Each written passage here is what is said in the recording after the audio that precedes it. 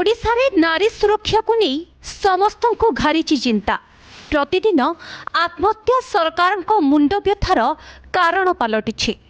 आत्महत्या रोकवा को आरक्षी विभाग पक्षर उद्यम मध्य आरंभ होईछि।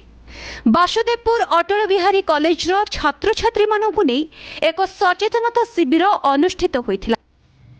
सम्मानित अतिथि भावे सामाजिक कर्मी ममता जेना, भद्रक सदर एसडीपीओ विचित्रानंद सेठी, आईनजीवी निरोज कुमार दास, बासुदेवपुर आईआईसी लोपामुद्रा नायक एवं अध्यापिका सुजाता महापात्र उपस्थित थिले।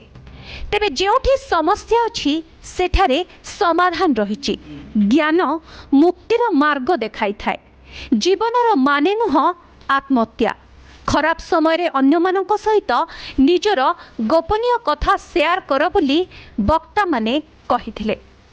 तेबे समस्या थिले समाधान रहिछि। मानसिक भारसाम्य हराई युवक युवती माने आत्महत्या करुथिबा बेले आत्महत्या किंबा आत्मदाह समाधान रो बाट नुहे बोली अतिथि माने मत व्यक्त करिथिले। Bureau report, live news.